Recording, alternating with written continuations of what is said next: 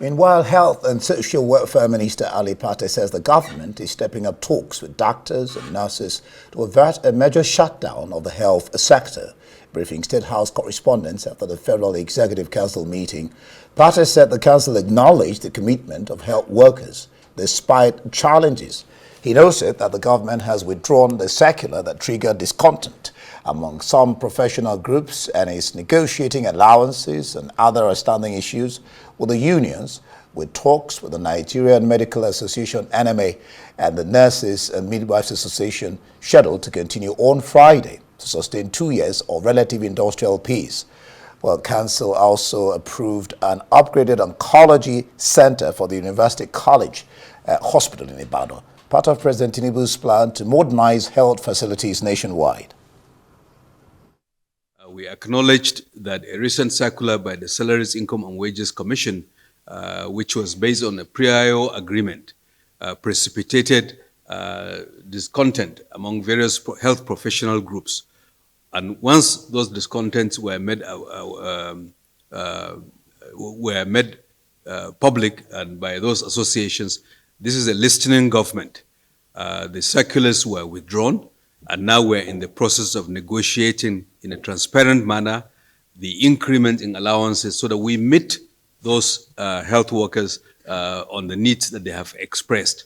And we are currently also in active dialogue with the key professional associations, NMA, which had provided an ultimatum, but in negotiation with its leadership, which was very constructive in its approach, I think extended that ultimatum while many of the outstanding issues have been looked into, including the outstanding arrears, for which the Minister of Finance is going to ensure that those are being defrayed over time.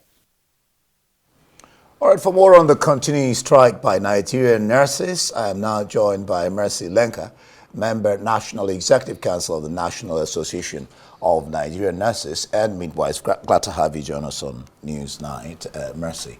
Well, you listened to the health minister there. One of your main grounds borders on a circular from the National Salaries, Incomes and Wages Commission on uniform and shift allowances and separate salary structure for nurses. Now that circular, you said it was unacceptable, which he has, owned up to. Now it's been withdrawn. What happens? All right, thank you and good evening, viewers and my presenter here.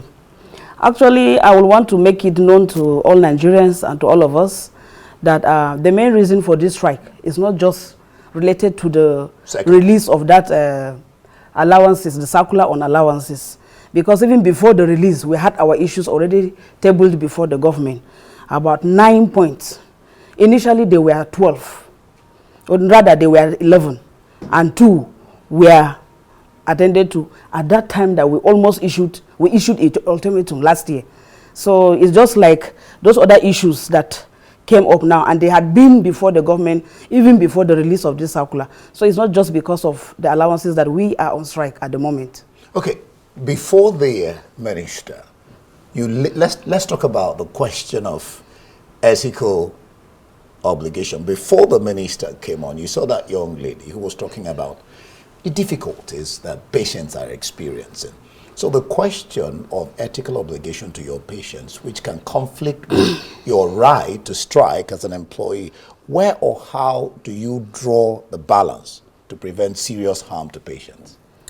All right, thank you very much. I will want to let you know that it wasn't an easy decision to finally get to this level that we are, because Nigerians will bear me witness that over 4 decades, the National Association of Nigerian Nurses and Midwives had not embarked on a national strike. This is simply because we had weighed the consequences and we looked at all the implications, and we kept engaging government upon government, year in, year out. And it gets to a time that when you are not being attended to, you will have no choice than to use the last card you have. And because as a registered union, we have this right to exercise. And though it's painful, because I must tell you that we are all affected as Nigerians.